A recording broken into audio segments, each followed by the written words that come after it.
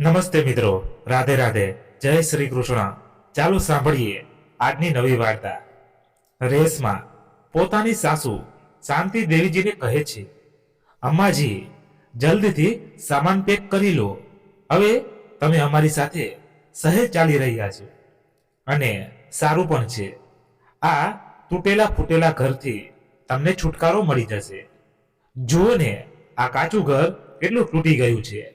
ગઈકાલે થોડો વરસાદ થયો હતો. અંદરના રૂમમાં ટપક ટપક કરીને પાણી ભરાઈ ગયું.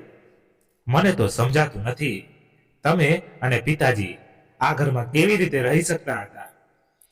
મારે તો આ ઘરમાં 2 દિવસ કાઢવા પણ મુશ્કેલ થઈ રહ્યા છે. ત્યારે નજીકમાં બેઠેલો શાંતિ દેવીજીનો દીકરો અમિત કહે છે, હા માં, હવે તમે જલ્દીથી તમારા કપડાં લેતા એક બેગમાં રાખી લો અને અમારી સાથે શહેર ચાલો. આંગણાના એક ખૂણામાં બેઠેલી શાંતિજી ઘર છોડવાને કારણે ખૂબ જ ઉદાસ હતા. ઘર છોડવાનું મન બિલકુલ ન હતું, પણ શું કરે, હવે નિયતિને આજ મંજૂર છે.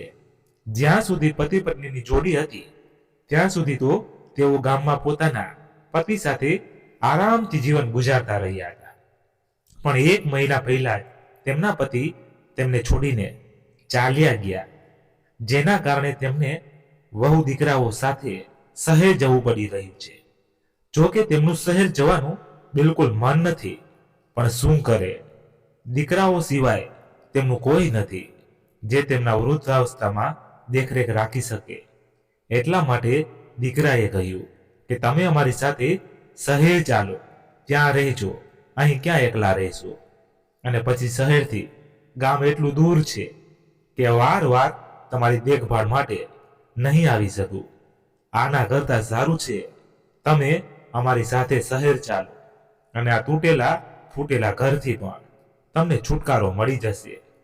શાંતિ દેવીજી દીકરાને કહે છે, બેટા, શું એવું ન થઈ શકે? તું આપણા આજ ઘરમાં થોડા પૈસા લગાવીને તેને ઠીક કરાવી દે. ખબર નથી શહેરમાં મારું મન લાગશે કે નહીં. આખી જિંદગી આ જ ઘરમાં રહીશું. આ ઘર છોડીને જવાનું બિલકુલ મન નથી. શાંતિજીનું આટલું કહેવું હતું કે બહુ ભડકતા બોલી, અમ્માજી, એક તો અમે તમને અમારી સાથે લઈ જઈ રહ્યા છીએ, ઉપરથી તમે અમને નખરા બતાવી રહ્યા છો. આ તો ભગવાનનો શુક્ર કરવો કે તમારા દીકરા વહુ એટલા સારા છે કે તમને પોતાની સાથે શહેર લઈ જવા તૈયાર છે. અને આજના જમાનામાં કોણ આવું કરે છે? ખૂબ જ ઉદાસ મનથી શાંતિજી કહે છે, વહુ, હું આજ ઘરમાં પરણીને આવી. આ ઘર સાથે મને ખૂબ જ લગાવ છે. ભલે આ ઘર કાચું છે, પણ મારા સપનાનું ઘર છે. આ વાત પર વહુ મજાક ઉડાવતા કહે છે, વહુ, જો આ તૂટેલું ઘર તમારું સપનાનું ઘર છે તો પછી તમે મારા શહેરનું ઘર જોઈને પાગલ જ થઈ જશો. તમારી આંખો ખુલ્લી રહી જશે. એક વાર તો મારા શહેરનું ઘર જોઈ લો, પછી ક્યારેય ગામમાં આવવાની વાત નહીં કરો. શાંતિ દેવીજી એકવાર દીકરાને કહે છે, બેટા, પછી ગામની જે જમીન છે તેનું શું થશે? કોણ ખેતી કરશે? અરે માં, ચિંતા કેમ કરો છો? જ્યાં સુધી પિતાજી હતા ત્યાં સુધી ખેતીવાડી કરી રહ્યા હતા. હવે તમને શું લાગે છે કે હું મારી નોકરી છોડીને ગામમાં ખેતીવાડી કરવા આવીશ? 6-12 મહિનામાં આવીને ખેતીના ભાડા પટ્ટે આપી દઈશ. હું અહીં ખેતી કરવા માટે ગામમાં આવવાનું નથી. ત્યારે પડોશીની કુંતીજીએ જય આંગણામાં ખુરશી પર બેઠેલી હતી. બધા લોકોની વાતો સાંભળી રહી હતી અને તે શાંતિજીને કહે છે, અરે શાંતિ, તું ચિંતા કેમ કરે છે? સાંજે તારો દીકરો બહુ ખૂબ સારા છે જે તને પોતાની સાથે શહેર લઈ જઈ રહ્યા છે. હવે તું મને જ જોઈ લે, તારાથી મોટી ઉંમરની છું. 4 દીકરા છે, બધા શહેરમાં રહે છે અને હું અહીં એકલી રહું છું. કેટલી વાર દીકરાઓને કહ્યું છે કે મને પોતાની સાથે શહેર લઈ ચાલો, તો બધા કોઈને કોઈ બહાનું બનાવી દેશે. તારું નસીબ તો ભગવાને સોનાની કલમે લખ્યું છે. આજે તને વહુ દીકરો ખુદ લઈ જઈ રહ્યા છે. શાંતિજી મનોમન વિચારે છે. કે કુંતીજી સાચું તો કહી રહી છે. વચ્ચે તો તેમને ચાલવા ફરવામાં કેટલી તકલીફ થવા લાગી હતી. ટેકો લઈને ચાલતા હતા, પણ તો પણ દીકરા વહુ તેમને પોતાની સાથે ન લઈ ગયા. એકલા જેમ તેમ પોતાનું જીવન કાપી રહ્યા છે. ક્યારેક જરૂર પડે કોઈ દીકરો આવી જાય તો તેમને ડોક્ટર પાસે બતાવી આવે છે, દવા આપી જાય છે અને તેમની દેખભાળ માટે એક છોકરીને રાખી દીધી છે. મારે વહુ દીકરા પાસે જવા માટે વધારે વિચારવું જોઈએ? કુંતીજીની વાતો સાંભળીને શાંતિજીના મનમાં પોતાના વહુ દીકરાના ઘરે જવા માટે નવો જોશ આવી જાય છે અને તેમના મનની ઉદાસી થોડી ઓછી થાય છે. શાંતિજી ખુશી ખુશી વહુ દીકરાના ઘરે જવા માટે તૈયાર થઈ જાય છે. બીજા દિવસે સવારની ટ્રેનની ટિકિટ હતી. ખૂબ જ ભારે મનથી શાંતિજી પોતાના ગામને ઘરને છોડીને વહુ દીકરાના ઘરે જવા માટે ટ્રેનમાં બેસી જાય છે. વહુ દીકરાનું ઘર ગામથી ખૂબ દૂર છે, જ્યાં તેમનો દીકરો નોકરી કરે છે. 24 કલાકની મુસાફરી કરીને શાંતિજી પોતાના વહુ દીકરા સાથે તેમના શહેરમાં પહોંચી જાય છે. ત્યાંથી ઓટો કરીને બધા લોકો ઘર સુધી પહોંચી જાય છે. શાંતિજીની વહુ રેશમા પર્સમાંથી ચાવી કાઢીને પોતાના નવા ઘરનો દરવાજો ખોલવા લાગે છે. શાંતિજી પહેલીવાર વહુ દીકરાના ઘરે આવ્યા છે. સાચે બહારથી જોવામાં તો ઘર ખૂબ જ શાનદાર લાગી રહ્યું હતું. તે મોટી મોટી આંખો કરીને વહુ દીકરાના ઘરને નિહાળી રહ્યા છે. દીકરાને કહે છે, બેટા સાચે તે શહેરમાં ખૂબ સારું ઘર બનાવ્યું છે. હું તો પહેલી વાર આવી છું. બહારથી જોવામાં આટલું સુંદર લાગી રહ્યું છે તો અંદરથી કેટલું સુંદર હશે. હા માં, ખૂબ મહેનતથી મેં મારું ઘર બનાવ્યું છે. હવે તમે ઘરની અંદર ચાલો. શાંતિજી જેવા જ ઘરની અંદર જવા માટે પગ મૂકે છે તો રેશમા તેમને રોકતા કહે છે, માજી તમારી ચંપલ બહાર જ કાઢી નાખો. જોતા નથી ચંપલોમાં કેટલો કાદવ લાગેલી છે. ઘરનો આખો ફ્લોર ગંદો થઈ જશે. હા હા વહુ, તું સાચું કહી રહી છે. સાચે જ મારી ચંપલ ખૂબ જ ગંદી છે. પોતાની ચંપલો ઉતારી અને તે દરવાજાની બહાર જ રાખી દેશે. ઘરની અંદર જઈને બેગ સોફા ઉપર મૂકી દેશે. આ જોઈને રેશમા તમતમી જાય છે અને કહે છે, માજી આ શું કરી રહ્યા છો? જોતા નથી કેટલા મોંઘા સોફા છે અને તમે તમારો મેલો કૂચેલો થેલો સોફા ઉપર મૂકી દીધો. આખો સોફો ગંદો કરી દીધો. શાંતિથી ઝટથી બેગ સોફા ઉપરથી ઉઠાવી લેશે અને કહે છે, વહુ પછી મારે મારો બેગ ક્યાં રાખવો છે? વહુ, ઘર તો સાજે ખૂબ સુંદર છે. આટલા બધા રૂમ છે. કાશ હું તમારા પિતાજી સાથે પણ આ ઘરમાં આવી હોત તો તે પણ તમારું ઘર જોઈને ખૂબ જ ખુશ થાય કે દીકરાએ કેટલી પ્રગતિ કરી લીધી. આટલું મોટું ઘર બનાવ્યું. તે તો ખુશીથી ફૂલ્યા ન સમાતા. આ સાંભળીને રેશમા ખીચવાતા કહે છે, આ ઘર બનાવવામાં ખૂબ પૈસા લાગે છે અને આ ઘરમાં અમારા બંનેના પૈસા લાગેલા છે ત્યારે જઈને આટલું સારું ઘર બનાવી શક્યા છીએ. કેટલાક લોકો તો એવા હોય છે કે આખી જિંદગી તૂટેલા ફૂટેલા ઘરમાં જ ગુજારી દેશે. અમારાથી નથી રહેવાતું આવા તૂટેલા ફૂટેલા ઘરોમાં.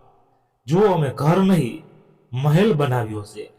શાંતિજીને સ્પષ્ટપણે સમજાઈ રહ્યું હતું કે વહુ આ વાત તેમના પર જ કહી રહી છે, પણ હમણાં જ તે વહુના ઘરે આવ્યા છે.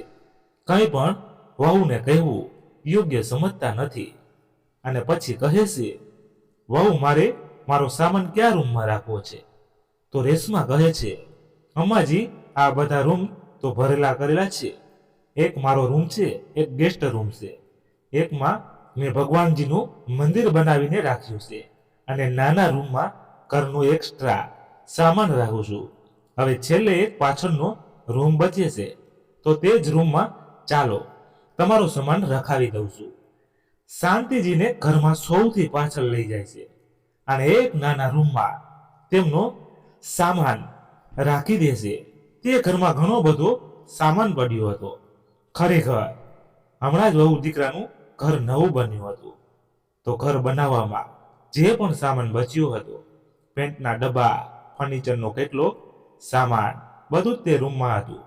માત્ર એક પલંગ પાથરવાની જગ્યા હતી અને થોડી નીકળવા જેટલી જગ્યા હતી. શાંતિજી રૂમમાં પોતાનો સામાન તો રાખી લે છે, પણ તે નાના રૂમમાં તેમનો ખૂબ જ દમ ઘૂટી રહ્યો હતો. કારણ કે અત્યાર સુધી તો તે ગામના મોટા મોટા આંગણાવાળા ઘરમાં રહી હતી, તો તેના નાના રૂમમાં તેમને ખૂબ જ ઘૂંટણ થઈ રહી હતી. બહાર આવીને પોતાના દીકરાને કહે છે, બેટા, રૂમ ખૂબ નાનો છે. તારો ઘરમાં આટલા બધા રૂમ છે, તેમાંથી કોઈ એક રૂમ મને આપી દે. વળી એ રૂમ ઘરની એટલો પાછળ છે. ના તો તું મને દેખાઈશ અને ના તો વહુ દેખાશે. એટલે એકલા બેઠા બેઠા મને ગભરામણ થશે. અહીં કોઈ પણ રૂમમાં રહીશ તો તમે બધા મને સામે દેખાતા હશો, જેથી મારું મન પણ લાગેલું રહેશે. તો અમિત કહે છે કે માજી, મારું ઓફિસનું કામ છે. 4 લોકોનું ઘરમાં આવવા જવાનું થાય છે. ક્યારેક કોઈની સાથે મીટિંગ થઈ રહી છે, તો ક્યારેક કોઈની સાથે. એટલા માટે ઘરમાં બહારનો રૂમ તો અમે આવવા જવા વાળા લોકો માટે રાખ્યા છે. બાકીના રૂમ રેશમાએ તમને જણાવી દીધા છે કે બધા ભરેલા છે. સારું છે, તમે પાછળના રૂમમાં જ રહો. દીકરાએ જ્યારે શાંતિજીને આવું કહ્યું તો તેમને એવું લાગ્યું કે જાણે તો કાપો તો લોહી ન નીકળે. કેટલી આશા સાથે વહુ દીકરા સાથે તે શહેર આવ્યા હતા. શું એટલા માટે કે તેમને પારકાઓની જેમ પાછળ ધકેલી દેવામાં આવે? કયા શહેરમાં આ આશામાં આવ્યા હતા કે ગામમાં એકલા તેમનું મન નહોતું લાગતું, અને ગામથી વહુ દીકરો પણ તેમને એ જ કહીને લાવ્યા હતા કે શહેરમાં પોતાની સાથે રાખશે. પોતાની સાથે વહુ દીકરા રાખી તો લીધા, પણ સાથે રહીને પણ તેમને પારકા કરી દીધા. અહીં પણ તે એકલા જ રહેશે. શાંતિજી મોટી જ મૂંઝવણમાં પડી ગયા કે હવે તે શું કરે. ના તો ગામમાં રહી શકે છે અને ના તો શહેરમાં. હવે જાય તો ક્યાં જાય? ખેર, પોતાના મનને સમજાવે છે કે વહુ દીકરાનું જ ઘર છે, પછી બધું બરાબર થઈ જશે, અથવા પછી હું સમજાવી પટાવીને બધું ઠીક કરી દઈશ. હમણાં તો અમે અહીં આવ્યા જ છીએ. ધીમે ધીમે બધું ઠીક થઈ જશે. આટલી જલ્દી મારે કોઈ નિર્ણય ન લેવો જોઈએ. આ આશા સાથે તે નાના રૂમમાં ચાલી જાય છે. સાંજે વહુ રસોઈ બનાવે છે, બધાને જમવા બોલાવે છે. શાંતિજી પણ ડાઇનિંગ ટેબલ પર આવીને બેઠી છે. વહુઓ જમવામાં ખૂબ જ ચટપટું ભોજન બનાવ્યું હતું. સોલેની શાકભાજી સાથે પૂરીઓ અને ભાત. ગામમાં શાંતિજી રાતના સમયે હલકું જ ભોજન ખાતા હતા. ભાત તો બિલકુલ નહોતા ખાતા. હવે વહુએ રસોઈ બનાવી છે અને આખો દિવસ આટલી બધી વાતો થઈ છે, જેના કારણે તે ભોજનને લઈને કોઈ વાત કરવા નહોતા માંગતા. એટલા માટે ચૂપચાપ શાક અને ભાત ખાઈ લેશે, પણ આખી રાત તેમના પેટમાં ગેસ થતો રહે છે, જેના કારણે તે બરાબર સૂઈ પણ શકતા નથી. બીજા દિવસે તે વહુને કહે છે, વહુ, રાત્રે ભારે ભોજન ખાવાના કારણે મારા પેટમાં ખૂબ દુખાવો થયો છે. હવે તમે સાંજે હલકું ફૂલકું ભોજન જ ખાજો અને બનાવજો.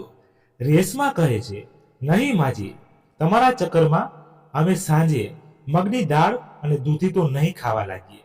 તમારું પેટ ખરાબ થાય છે તો પોતાના માટે સાંજે ખુદ જ હલકું ફૂલકું બનાવી લો. અમને લોકોને કોઈ સમસ્યા નથી. ના તો હમણાં અમે વૃદ્ધ છીએ, અમે તો સાંજે જ હેવી ભોજન ખાઈએ છીએ. શાંતિજી આજે ફરી વહુની વાત સાંભળીને ચૂપ રહી ગયા.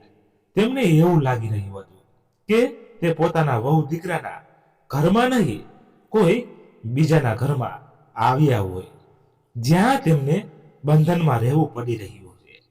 તે વહુ દીકરા સાથે દરેક રીતે એડજસ્ટ કરવાની કોશિશ કરી રહ્યા હતા, પણ કોઈને કોઈ એવી વાત વહુ દીકરા તરફથી થઈ જતી હતી, જેના કારણે તે દુઃખી થઈ જતા હતા.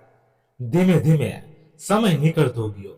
શાંતિજીને વહુ દીકરાના ઘરે આવ્યાને 2 મહિના વીતી ગયા. તે પણ વહુ દીકરાના ઘરમાં તેના હિસાબે રહેવા લાગ્યા. સાંજનું ભોજન ખુદ જ બનાવતા અને પોતાના નાના રૂમમાં રહેતા. વહુ દીકરો જેવું કહેતા તેવું જ કરતા. પણ ક્યાંય ને ક્યાંય તેમના મનમાં એક કસર હતી. તે વહુ દીકરા સાથે આવીને ખુશ નથી. એકવાર વહુ દીકરાને ગામ જવા માટે કહ્યું તો વહુએ કહીને ના પાડી કે ગામ જઈને શું કરશો? હવે તો ગામનું ઘર જ તૂટેલું ફૂટેલું મકાન હતું. તે પણ ધ્વસ્ત થઈ ગયું હશે. રહેવા માટે એક રૂમ પણ નથી. તો ત્યાં જઈને શું કરશો? અમારી સાથે જ રહો. અને હા, કાલે અમારે કોઈ કામથી બહાર જવાનું છે. અમે બંને જઈશું અને રાત સુધીમાં પાછા આવીશું. દરવાજા વગેરે બરાબર બંધ રાખજો. અમે આવીશું ત્યાં સુધીમાં આવતા પહેલા તમને ફોન કરી દઈશું. બીજા દિવસે દીકરો વહુ પોતાના કામથી નીકળી જાય છે. રાત્રે 10 વાગ્યા સુધીમાં ઘરે પાછા આવે છે.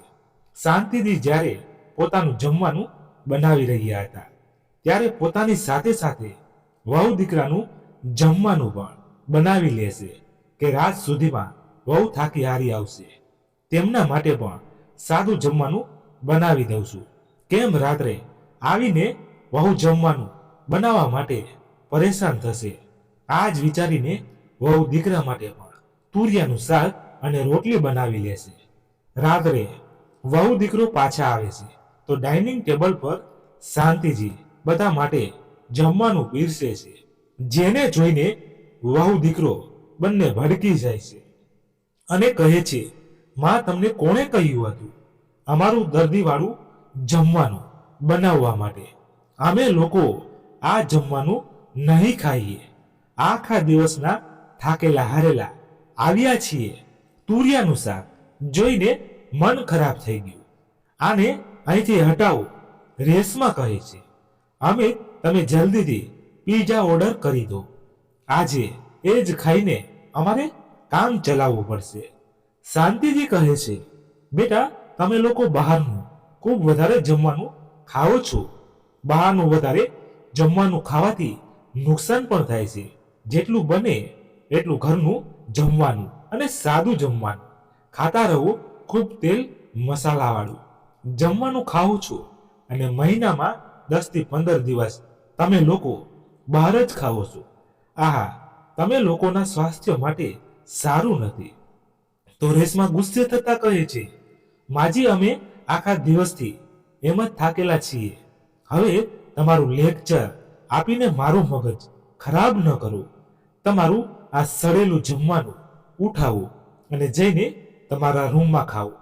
શાંતિજી એક નજર દીકરા તરફ જુએ છે જે પોતાના કામમાં વ્યસ્ત છે. પછી શાંતિજી જમવાની થાળી ઉઠાવીને રૂમમાં ચાલી જાય છે. પણ તેમનાથી તે જમવાનું ખવાતું નથી. આજે શાંતિજીની આંખોથી આંસુ નીકળી પડે છે કે હું તો વહુ દીકરા માટે સારું કરવા જાઉં છું અને તે બંને મને હંમેશા ભલું બુરું સંભળાવી દેશે. શું વહુ દીકરાનું ભલું વિચારવું ખોટું છે? શું મોટા હોવાના નાતે મારે તેમને થોડું રોકટોક કરવું ખોટું છે? આ જ વિચારતા વિચારતા શાંતિજી કંઈ પણ ખાધા વગર સૂઈ જાય છે. અડધી રાત્રે અચાનક જ ખૂબ તેજ આંધી તોફાન આવે છે. રાત્રે શાંતિજી રસોડામાં જમવાનું બનાવ્યું હતું અને તેની બારી બંધ કરવાનું ભૂલી ગયા હતા. તોફાનના કારણે બારી ખૂબ જ તેજ દીવાલ સાથે અથડાઈ અને તેનો કાચ તૂટી ગયો. કાચ તૂટવાનો અવાજ સાંભળીને વહુ દીકરો બંને રસોડામાં ગયા. શાંતિજી ગભરાઈ ગયા કે આટલો તેજ અવાજ ક્યાંથી આવ્યો અને તે પણ રસોડામાં આવી ગયા. જોયું તો બારીનો કાચ તૂટી ગયો હતો. જેના કારણે દીકરા વહુ બંને ભડકતા કહે છે, માજી તમને બિલકુલ પણ અક્કલ નથી. કામ કરવાની આટલી મહેનત કરીને અમે અમારું આ ઘર બનાવ્યું છે. એક એક પૈસો જોડીને એક એક વસ્તુ ખરીદી છે અને તમને તો આ ઘરની કોઈ પણ વસ્તુની પરવા નથી.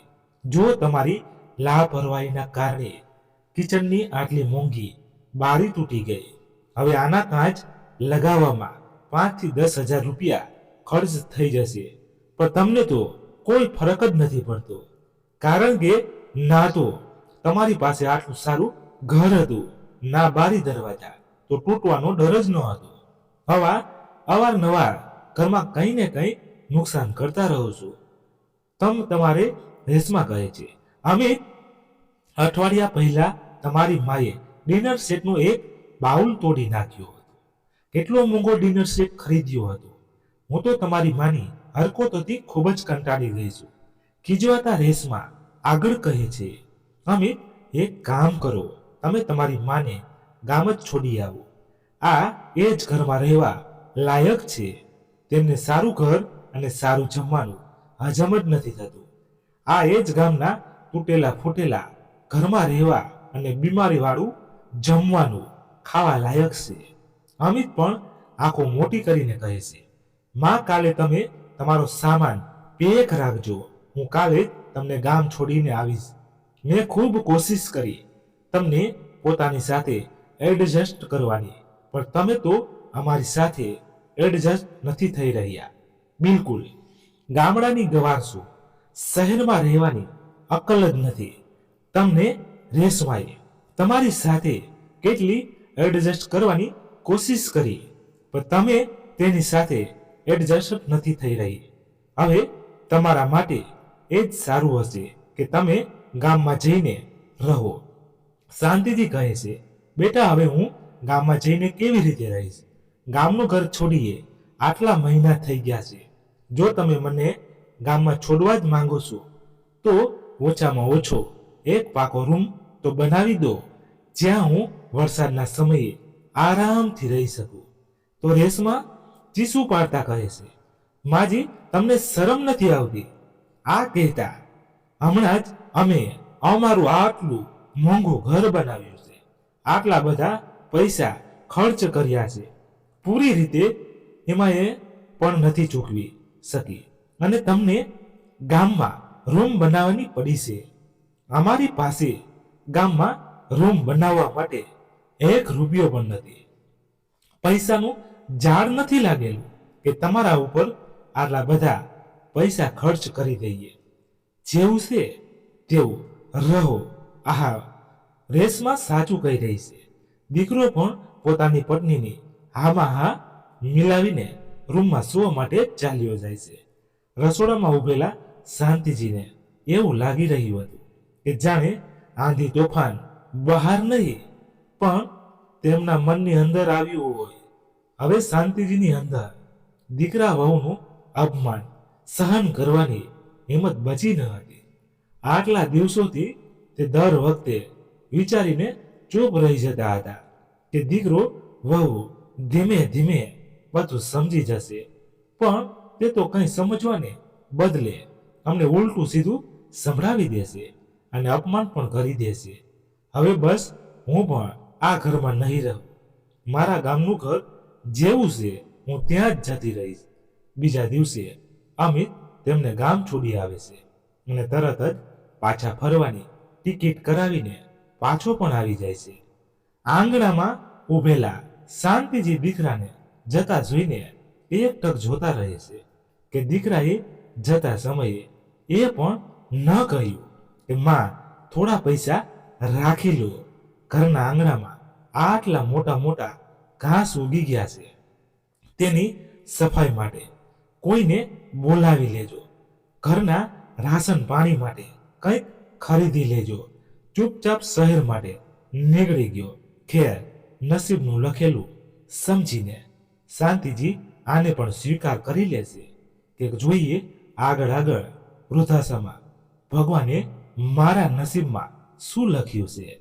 કદાચ ભગવાન મારી પરીક્ષા લઈ રહ્યા છે અને હું પણ આ પરીક્ષામાં પાસ થતી રહીશ. ભગવાને જેટલું જીવન આપ્યું છે તેટલું તો આરામથી જીવીશ. આજે ક્યાંય ને ક્યાંય ગામમાં જઈને શાંતિજી એક સુકૂનની શ્વાસ લઈ રહ્યા છે. ભલે તેમના ઘર પર છત ના હોય, પણ એક આઝાદી હતી જે તે અનુભવી રહ્યા હતા અને ખુશ પણ હતા. પાછળ ફરીને ઘરને જુએ છે. જેમાં ખૂબ મોટા મોટા ઘાસ ઉગી ગયા હતા. તે પોતાના ફૂટેલા તૂટેલા ઘરની સાફ સફાઈમાં લાગી જાય છે. અહીં દીકરો વહુ પણ આરામથી શહેરમાં રહેવા લાગે છે. ધીમે ધીમે સમય વીતતો ગયો. એક દિવસ અચાનક અમિતની તબિયત ખરાબ થાય છે. રેશમા અમિતને હોસ્પિટલ લઈ જાય છે તો ખબર પડે છે કે બહારનું વધારે જમવાનું ખાવાના કારણે તેના લીવરમાં પ્રોબ્લેમ આવી ગઈ છે. બધા રિપોર્ટ્સ જોયા પછી ડોક્ટર અમિતને કહે છે, અમિત, હવે તમારે બહારનું જમવાનું બંધ કરવું પડશે. જો તમે એમ ન કર્યું તો તમારા માટે ખૂબ જ હાનિકારક હશે. તમારે હવે ઘરનું સાદું જમવાનું જ ખાવું જોઈએ. બહારનું વધારે ખાવાના કારણે તમારા લીવરમાં પ્રોબ્લેમ થઈ ગઈ છે. જો તમે આજે તમારા સ્વાસ્થ્યને ન સંભાળ્યું તો આગળ તમને વધુ સમસ્યાનો સામનો કરવો પડી શકે છે. આ સાંભળીને રેશમા ગભરાઈ જાય છે. જ્યારે તે ઘરે સાદું જમવાનું બનાવવા લાગી, જેમ કે દૂધી તુરિયાને જોઈને રેશમા અને અમિત નાક ચડાવતા હતા. આજે ડોક્ટરના કહેવાથી તે જ ખાવા લાગ્યા. પણ નસીબને અહીં સુધી જ મંજૂર ન હતું. અમે જે કંપનીમાં કામ કરતો હતો તે કંપની બંધ થઈ ગઈ, જેના કારણે અમિતની નોકરી ચાલી ગઈ. અમિત અને રેશમાએ થોડા પૈસા બચાવીને રાખ્યા હતા, જેનાથી તેમણે કેટલાક દિવસો સુધી ઘરનું રાશન અને દવાનો ખર્ચો ચલાવ્યો. પણ એ સમય પછી તેમના બેંકના પૈસા પણ ખર્ચ થઈ ગયા. હવે તેમની પાસે પૈસા આવવાનો કોઈ રસ્તો બચ્યો ન હતો. નહીં બેંકમાંથી નોટિસ ઉપર નોટિસ આવ્યા જ કરતી હતી કે જો કે આ દરમિયાન અમિત બીજી નોકરી માટે ઠેર ઠેર અરજી કરી રહ્યું હતું, પણ તેને નોકરી નહોતી મળી રહી. અમિતે ચારેય તરફ હાથ પગ મારી લીધા, પણ તેને ક્યાંય નોકરી ન મળી. હવે તો તેની પાસે પૈસાની તંગી પડી ગઈ હતી. હાથમાં બિલકુલ પૈસા ન હતા. ઘરનો ખર્ચ કાઢવો પણ મુશ્કેલ થઈ રહ્યું હતું.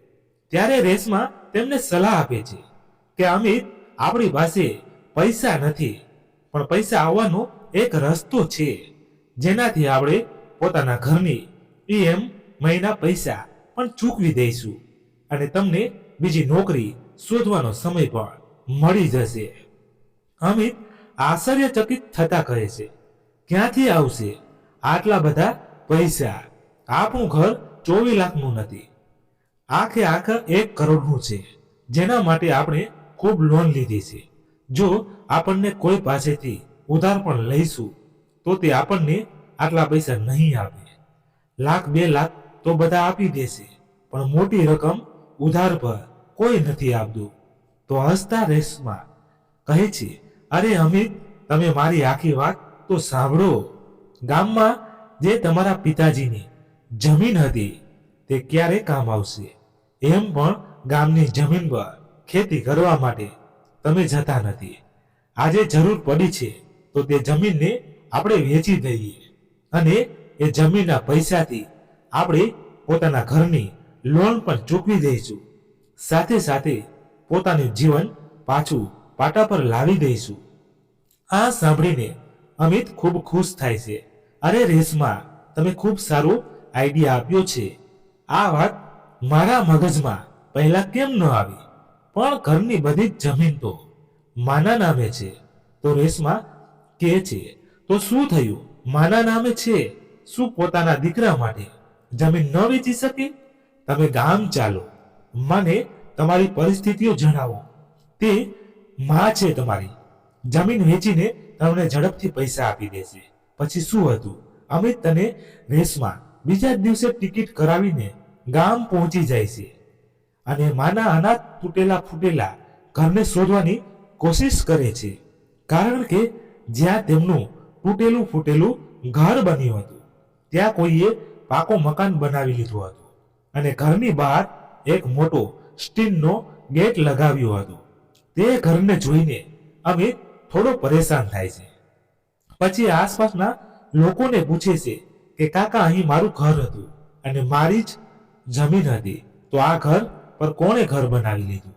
હું તો 8 થી 6 મહિના પહેલા મારી માને છોડીને ગયો હતો મનોહર કાકા કહે છે, અરે બેટા, આ તમારી માનું જ ઘર છે. તે જુઓ, તમારી માં દરવાજો ખોલી રહી છે. આ ઘર તમારી માએ કેટલા દિવસ પહેલા જ બનાવ્યું છે. આ સાંભળીને અમિત અને રેશમા બંને ચોંકી જાય છે. તેમને સમજાતું નહોતું કે માએ આટલું સારું ઘર કેવી રીતે બનાવી લીધું. તેમની પાસે આટલા બધા પૈસા ક્યાંથી આવ્યા? ખેર, બંને માને જોઈને ઘર તરફ આગળ વધે છે. જેવા જ ઘરના દરવાજા પર પહોંચે છે, અમિત માને કહે છે, માં, તમે આ બધું કેવી રીતે બનાવી લીધું? તમારી પાસે આટલા બધા પૈસા ક્યાંથી આવ્યા? અને ઘર બનાવતા પહેલા મને જણાવ્યું પણ નહીં? અરે બેટા, બધી વાતો બહાર જ કરી લેશો કે શું? ઘરની અંદર આવો, પછી આરામથી બેસીને વાતો કરીએ. શાંતિથી દરવાજાને પૂરો ખોલતા કહે છે. જેવી રેશમા ઘરની અંદર જવા માટે તૈયાર થાય છે તો શાંતિથી કહે છે, વહુ, જરા તમારી ચંપલ બહાર જ ઉતારી દો. હમણાં જ ઘરની સાફ સફાઈ કરી છે, ઘર ગંદુ થઈ જશે. રેશમા પોતાની સાસુનું મોઢું દાગતી રહી જાય છે. તેને પોતાની સાસુ પર ગુસ્સો તો ખૂબ આવી રહ્યો છે, પણ આજે તેને સાસુથી જ કામ છે. કારણ કે જમીન સાસુના નામે છે તો તે ઉલટું સીધું બોલી શકતી નથી. ચૂપચાપ ચંપલને બહાર ઉતારીને અંદર ચાલી જાય છે. અંદર જઈને ચારે તરફ ઘરને નિહાળે છે. ઘર તો ખૂબ સુંદર બનાવ્યું છે. 2 ઓરડા, 1 હોલ મોટું, આંગણું અને 1 રસોડું પણ છે. સુંદર સુંદર દરવાજા અને બારીઓ લગાવેલી છે.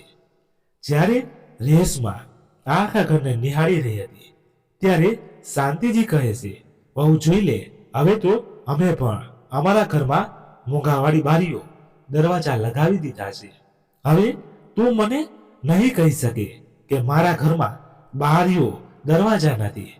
એક પછી એક શાંતિજી પસંદ કરીને પોતાની વહુને જવાબ આવી રહ્યા હતા અને આના પર રેશમા ચૂપચાપ બધી વાતો સાંભળી રહી હતી. અમિત સોફા પર મોં લટકાવીને બેઠો છે. શાંતિજી બધા માટે ચા નાસ્તો લઈને આવે છે. ચા નાસ્તો કર્યા પછી રેશમા સાસુને પોતાની બધી આપવીતી સંભળાવે છે. માજી, તમને ખબર છે અમારી સાથે શું શું થયું? તેની તબિયત ખરાબ થઈ ગઈ, પછી નોકરી ચાલી ગઈ. બેંકવાળાઓની નોટિસ પર નોટિસ આવ્યા જ કરે છે, જેના કારણે પરેશાન થઈને અમારે ઘરે આવવું પડ્યું. માજી, હવે તમે જ અમારી મદદ કરો. દીકરાની તબિયત વિશે સાંભળીને શાંતિજીને ખરાબ લાગે છે અને તે કહે છે, બેટા, હું તો તમને લોકોને પહેલા જ કહેતી હતી કે બહારનું જમવાનું ઓછું ખાતા રહો, સાદું જમવાનું ખાતા રહો, તમારા સ્વાસ્થ્ય પર ધ્યાન આપતા રહો. પણ તમને લોકોને મારી રોકટોક ખરાબ લાગતી હતી. આજે જુઓ, ડોક્ટરે તમને બહારનું જમવાનું ખાવાની ના પાડી દીધી. કાશ તમે પહેલા જ અમારી વાત માની ગયા હોત તો આજ તમને આ દિવસ જોવો ન પડત. આ વાત સાંભળીને અમિત અને રેશમા બંને જમીન તરફ નજર રાખીને બેઠા છે. અમિત કહે છે, માં, હવે આ બધી વસ્તુઓમાંથી બહાર નીકળવાનો એક જ રસ્તો છે કે ગામમાં તમારી પાસે જે જમીન છે તેને વેચી દેવામાં આવે અને એમાંથી બેંકની લોન ચૂકવી દેવામાં આવે. જ્યારે અમારા હાથમાં પૈસા રહેશે તો અમને પણ બીજી નોકરી શોધવા માટે સમય મળી જશે. આરામથી ખર્ચો કાઢી લઈશું. શાંતિજી કહે છે, બેટા, કઈ જમીનની વાત કરી રહ્યા છો? તે જમીનનો એક ભાગ તો મેં પહેલા જ વહેંચી દીધો છે. એમાંથી તો મેં આ ઘર બનાવ્યું છે અને અડધી જમીન જે બચી છે તેને હું મારા ખર્ચ માટે રાખીશ. જો તેને વહેંચીને તમને આપી દઈશ તો પોતાનો ખર્ચ કેવી રીતે ચલાવીશ? અને જિંદગી કોણે જોઈ છે? વૃદ્ધાવસ્થા કેટલી લાંબી હોય અને વૃદ્ધાવસ્થા કેવી હોય? તો મને તો વૃદ્ધાવસ્થામાં પૈસાની જરૂર પડશે. અને આમ પણ બેટા, મેં તમને જોઈ લીધા છે. જ્યારે તમે છેલ્લી વાર મને છોડવા આવ્યા હતા તો પારકાઓની જેમ ઘાસ ફૂસ વાળા તૂટેલા ફૂટેલા ઘરમાં છોડીને ચાલ્યા ગયા હતા. એ પણ ન હતું પૂછ્યું કે માં તમારી પાસે પૈસા છે કે નહીં? તમારી પાસે જમવાનું બનાવવા માટે સામાન છે કે નહીં? શું ખાશો? ક્યાં રહેશો? કેવી રીતે રહેશો? કંઈ પણ નહોતું પૂછ્યું. બસ ઘરની અંદર મને છોડીને ચાલ્યો ગયો હતો. તો બેટા, બચેલી જમીન હું નહીં વેચીશ તો કોણ વેચશે? એ જ મારા વૃદ્ધાવસ્થાનો સહારો છે. કારણ કે આજના સમયમાં અમે જોઈ લીધું છે, સંતાન કરતાં વધારે સહારો તો સંપત્તિનો હોય છે. જો સંપત્તિ આપણી પાસે છે તો આપણે કોઈ પણ રીતે પોતાની વૃદ્ધાવસ્થા કાઢી લઈશું. પણ જો વહુ દીકરા પર પૂરી રીતે આશ્રિત થઈ જઈશું તો વૃદ્ધાવસ્થા ખૂબ જ કષ્ટદાયક થઈ જાય છે. હું તે જમીન વેચીને હવે તમારા બંને પર આશ્રિત થવા નથી માંગતી. અને આમ પણ તમને લોકો સાથે રહીને જોઈ લીધું છે. મેં સાથે રહીને પણ તમે લોકોએ મારી સાથે પારકા જેવો વ્યવહાર કર્યો છે. શાંતિજી ખૂબ જ સ્પષ્ટ શબ્દોમાં દીકરા વહુને જમીન વેચવાનો ઇનકાર કરી દે છે. કહે છે, બેટા, મને તમારા પ્રત્યે પૂરી સહાનુભૂતિ છે, પણ મારે પણ મારી વૃદ્ધાવસ્થા જોવી છે. જો આજે મોહમાં આવીને હું તમારા માટે આ વેચી દઈશ તો હું ક્યાં જઈશ? શું ખાઈશ? કેવી રીતે રહીશ? માં, તમે અમારી સાથે શહેર ચાલજો અને શહેરમાં જ રહેજો. આ વાત સાંભળીને શાંતિજીને ગુસ્સો આવી જાય છે અને કહે છે, બેટા, ક્યું શહેર અને ક્યું ઘર? તમે તમારા આટલા મોટા ઘરમાં અને એક રૂમ પણ આપી શકતા નથી. નોકરાણીઓની જેમ રાખો છો. મારે તમારા ઘરે નથી જવું. શાંતિજીની બેટક વાતો સાંભળીને વહુ ગુસ્સે થઈને ભડકી જાય છે અને કહે છે, માં, તમને ઘરની જમીન કોને પૂછીને વેચી છે? એક વાર પોતાના દીકરાને પૂછી તો લેવું જોઈતું હતું ને. અમિત પણ ભડકતા કહે છે, હા માં, તમે આ સાચું નથી કર્યું. તમે જમીન કેમ વેચી? શાંતિથી કડક અવાજમાં કહે છે, મારી જમીન હતી અને મને જરૂર હતી. ઘરમાં ના તો રહેવા માટે રૂમ હતો અને ના તો સામાન. તો પછી મારી સામે જમીન વેચવા સિવાય રસ્તો જ ન હતો. તો જમીન મેં વેચી દીધી અને પોતાની વૃદ્ધાવસ્થા સુધારી લીધી. બચેલી જમીન હું મારા માટે રાખીશ. શાંતિજીની વાત સાંભળીને અમિત અને રેશમા કંઈ કહી શકતા નથી, કારણ કે તેમની પાસે હવે કંઈ કહેવા માટે બચ્યું જ ન હતું. જેવો વ્યવહાર તેમણે પોતાની મા સાથે કર્યો હતો, આજે ભગવાને તેને વ્યાજ સહિત પાછો આપી દીધો છે. જ્યારે રેશમા અને અમિતને એ સમજાઈ જાય છે કે મા જમીન નહીં વેચે તો તે બીજા દિવસે જ પોતાના શહેર જવા માટે તૈયાર થઈ જાય છે. જ્યારે તે જવા લાગે છે તો શાંતિજી પોતાના દીકરાના હાથમાં રૂપિયા 2 લાખ રાખતા કહે છે, બેટા, આ પૈસાથી તું પોતાનો ઈલાજ કરાવી લેજે. કારણ કે માનું હૃદય પોતાના દીકરાને ક્યારેય દુઃખી થતા જોઈ શકતું નથી. આ પૈસા જે મેં જમીન વેચી હતી, થોડા તો ઘર બનાવવામાં ખર્ચ થઈ ગયા, થોડા પૈસા મારી પાસે બચ્યા હતા. આમ તો હું આ પૈસાની એફડી કરાવવાનું વિચારી રહી હતી, જેથી વ્યાજ આવતું રહે. પણ ચાલ, કોઈ વાત નહીં, મારી પાસે ખેતીના પૈસા આવતા રહેશે તો મારા પૈસાથી પોતાનો સારો ઈલાજ કરાવી દેજે. આ સાંભળીને અમિત અને રેશમા શરમથી પાણી થઈ જાય છે. તે નજર ઉઠાવીને શાંતિજીને જોઈ શકતા ન હતા. તેમને પોતાની ભૂલનો અહેસાસ થઈ રહ્યો હતો કે તેમણે મા સાથે કેટલો મોટો ખરાબ વ્યવહાર કર્યો હતો. પોતાના ઘરે લઈ જઈને કેટલું અપમાન કર્યું. ગામમાં એકલા છોડીને ત્યાંથી એ નહોતું પૂછ્યું કે તમારી પાસે પૈસા છે કે નહીં. પણ આજે જરૂર પડી, માએ બંનેને રૂપિયા 2 લાખ હાથમાં આપી દીધા. આજે અમિતની આંખોમાં આંસુ આવી ગયા અને તે માફી માંગવા લાગે છે. તો શાંતિજી કહે છે, બેટા, આ પૈસા મેં મા હોવાના નથી આપ્યા, પણ આનો મતલબ એ નથી મેં તને માફ કરી દીધો. હવે જા અને પોતાનો સારો ઈલાજ કરાવી લે. દીકરો વહુ શહેર માટે ચાલ્યા જાય છે. નિષ્કર્ષ મિત્રો, આપણને આ વાર્તામાંથી એ શીખ મળે છે કે વૃદ્ધાવસ્થામાં પોતાના માટે થોડા પૈસા ચોક્કસ બચાવીને રાખવા જોઈએ. પૂરી રીતે વહુ દીકરા પર આશ્રિત ન થવું જોઈએ, કારણ કે વૃદ્ધાવસ્થામાં પૈસો છે જે આપણા કામ આવે છે. તો તમારી પાસે થોડી ઘણી જ સંપત્તિ છે તો પૈસા છે તે પોતાની પાસે બચાવીને ચોક્કસ રાખો. બધું જ બાળકોને ન આપો, કારણ કે જો તમારા હાથમાં પૈસા હશે તો તમારે હિસાબ ખર્ચ કરી શકશો. વૃદ્ધાવસ્થામાં તમામ પ્રકારની બીમારીઓ થાય છે અને વૃદ્ધાવસ્થા કોને જોઈ છે કે કેટલી લાંબી હોય છે અને આગળ જઈને શી જરૂર પડશે.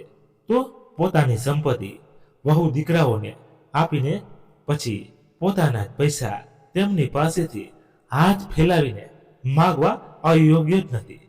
તો મિત્રો, શાંતિ દેવીજીએ પોતાના દીકરા વહુ સાથે જે કર્યું તે સાચું હતું કે ખોટું, તમારો અભિપ્રાય કમેન્ટ બોક્સમાં જરૂરથી જણાવજો. વાર્તા પસંદ આવી હોય તો લાઈક કરી તમારા મિત્રો સાથે શેર કરજો. અન્યથા આવી જ વાર્તા સાંભળવા માટે ચેનલને સબસ્ક્રાઇબ કરજો. ધન્યવાદ. ફરી મળીએ નવી વાર્તા સાથે. ત્યાં સુધી તમારા મિત્રો સાથે ખુશખુશાલ રહો. જય હિન્દ, જય ભારત. Bye bye.